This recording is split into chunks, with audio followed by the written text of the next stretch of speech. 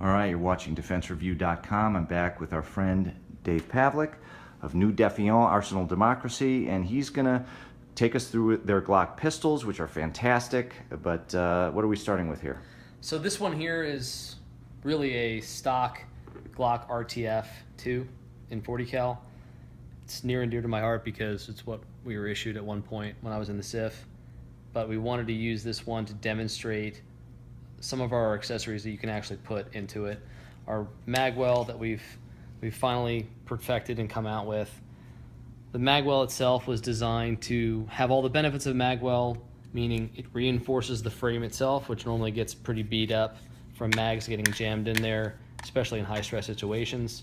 And then it had our basic idea of basically having the hoof. The hoof being something where most Magwells have a very wide duck bill, and so when you go to load your magazine properly, you have to lift off, and then you're kind of doing this slow offhand load, and sometimes folks will let off a little too soon, and they'll kind of load, and they can actually miss.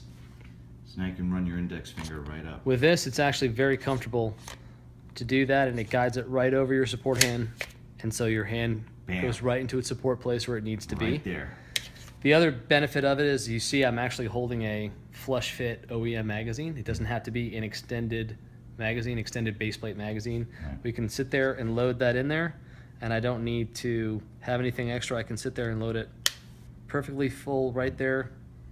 It fits flush, and I'm still able to access it. We put these side cuts in here to sit there, and if you had to yank it and extract it, you could do that. If you weren't able to fully get purchase on it like that, you still have that recess here to pull and drag them out. And then you'll notice in there the brass plug. We could have used aluminum. We used brass, even though it was a more expensive material because of the weight and balance benefits to having brass. Brass, what we found as a magazine, especially in a polymer pistol like the Glock, you have this weight differential. You don't have a metal frame to actually compensate for the recoil that you're feeling as you go through a full magazine. This magazine, in this example, is a 40 cal magazine, 15 rounds. The way the weight counterbalances the recoil at 15 rounds is totally different from when it's at 2 to 3 rounds getting towards the end of the magazine. It actually, the gun performs differently. When we have this almost ounce and a half of brass sitting here in the butt plug, we get down to 15, 14, 13, 12, 5, 7. It makes that transition a lot more smooth because that weight in the back there actually helps as you're transitioning from a full magazine all the way down to, we'll say, the last 3 or 4. There's still going to be a weight difference, but this balance sitting there at the bottom there at that fulcrum point actually helps it out a lot more than if we just went with something like light aluminum. See, that's what I like about you. You think of literally everything. We try to. We've shot a lot of guns. We've shot a lot of Glocks on the range, and these are problems that we've all had and we've all thought about. You get into the minutia. You have to. In order to make an effective product, I think you have to. And then the trigger is probably the latest generation of the trigger you and I talked about a couple of years ago now. Yeah. But this trigger, now this trigger is something like 7 operations. 6 operations on one machine and a totally separate operation on another, being a wire DM machine, and that's what we use to wire DM the back slit that the trigger bar actually fits in, and you can actually see it better. And by the way, it's called the Switch trigger. That's right. And the Switch. We thought of that lane. We thought of that name for. We came up with a pretty cool acronym for it, right? Yeah. And it really is, aside from the acronym fitting, it really is on and off. There's very little perceivable take up to it. There's nothing unpredictable about it. It's not a surprise trigger pull. You pull that trigger and it's hyper reactive to. It's an on-off switch, but it's a very it's a distinct. You're not going to accidentally do it. It's a trigger is something, and I've heard this from other shooters. You want it to surprise you when you're really shooting. Not just in a competitive mode, but in a professional defensive or offensive mode. It's not something you ever want to guess where it's actually going to break, especially if you're taking that low profile zero fail mission shot. Yeah. You want to make sure that trigger breaks precisely when you know it is going to break, and that's where this comes in. Yes. There's no adjustments in it, whether you're a civilian shooter, whether you're a competitive shooter, whether you're a professional, be that a law enforcement or military shooter. We wanted to make a trigger where there is no guesswork. You don't have to sit there with a very small Allen wrench and Loctite and sit there and adjust the over travel, the pre-travel. We took all of that out. We spent hundreds of man hours figuring out the exact length of that slit where the trigger bar itself fits in. Right. Leverage. Just to figure out the exact pre-travel and over-travel. And we maybe gave it 5/1000ths of an inch. To give you an idea, a sheet of paper is 2/1000ths of an inch. So we gave it 5/1000ths of an inch fore and aft to make it where if it were to be dirty, to compensate for anodize, to compensate for lubrication, it wouldn't ever impede it. We didn't want to make the tolerances so tight that it would impede it if it got dirty or you had a grain of sand in there. But so that's why you did it. But okay. 5/1000ths is still almost imperceptible as far as take-up goes. 5/1000ths being, again, a little more than 2 sheets of paper in thickness or a very thick human hair. So is it just the shape of the trigger that gives you the leverage, or is it part of the mechanism up here that provides the leverage? Of all the things that we worked into the trigger itself, there is the shape, the lazy L shape. That lazy L, we may have touched on it a couple of years ago, but that lazy L does offer mechanical advantage. It offers that leverage where you can have a trigger that maybe on a lineman trigger pull weighs 5 pounds, which would be the lower echelon of what you'd need a minimum for an agency or department trigger pull weight. But the perceived trigger pull, because you have that mechanical advantage to the shooter, is closer to 4 pounds. While maintaining all the safeties and weights that we can say in a defensive trigger, 4.5 is probably about where you'd want to be on a defensive or even offensive trigger. The oil impregnated bronze bushing, which we pressure fit in there, that is bearing grade. That has been reamed to a very precise width, and that actually helps with lateral torsion. So once the actual trigger pin goes through there inside the Glock, whereas on a polymer Glock trigger, you've got something that has a good amount of play because polymer is molded. Polymer is never going to be something that's molded exactly the same or to the exact same tolerances every single time. Something like this it's been reamed, precision reamed to be that.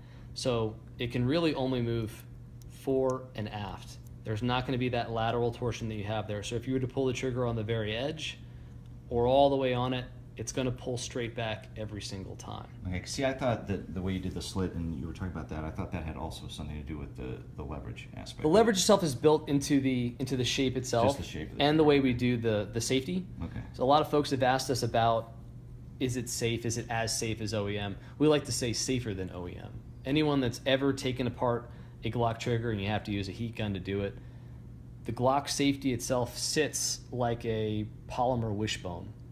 And so that creates almost a leaf spring that has constant pressure and can flex and bend, and that's what gives it that spring power.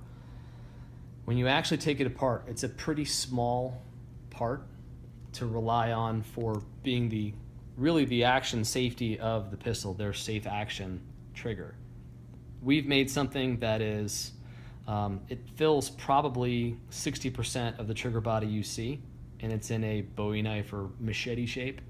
And then it's spring loaded with a very high power spring. It's a chrome silicone spring that we've spec'd to be the precise tension that we want it to be every single time. And it's good for tens of thousands of cycles. Very cool. And we should also mention it has a very nice reset.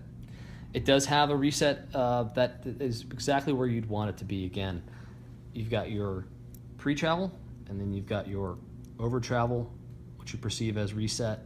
It doesn't have to be any further than what it needs to be. And I guess a good demo for that, we can see on our Blackside OEM pistol, as I sit there and depress the safety and we pull, we're there at that pull where it comes to reset. That's exactly at that echelon. You'll notice that's exactly where the safety itself begins to engage. So safety engages, another 5/1000ths, and that's the reset. There is no further reset than that.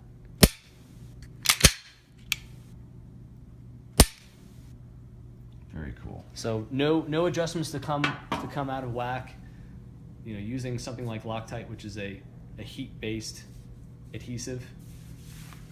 Firing a pistol creates heat, enough repetitions, and that heat will affect the Loctite. The Loctite will come loose, and then your adjustments that you've put basically right on the edge to get that great perceived trigger pull, either pre-travel or over-travel, will come out, and they'll come out at the worst possible time, either in competition or when you really need it in a combat situation. So bottom line, I mean, this is really as close to a pretty bulletproof design as you're going to find out there, right?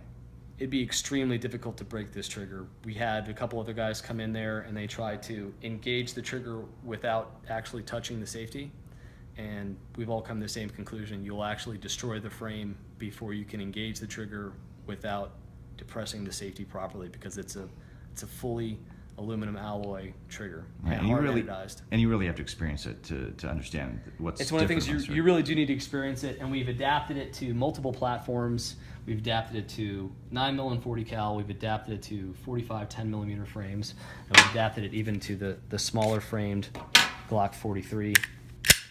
So you'll see it has the exact same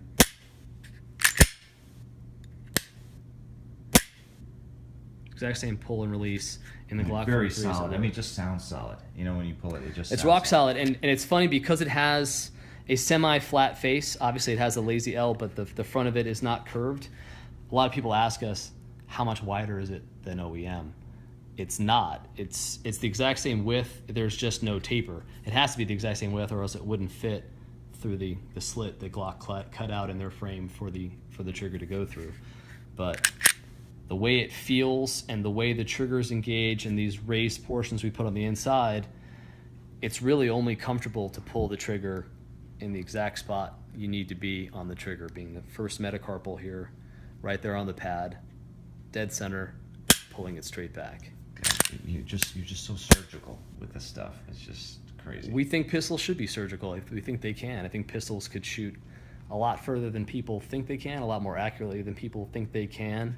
And you ask anyone that's really shot Glocks for a long time in a professional capacity, they'll tell you the two things you want to change out on a Glock are the sights and the trigger. And if you do those, you can make a stock pistol shoot like a $2,000 or $3,000 pistol.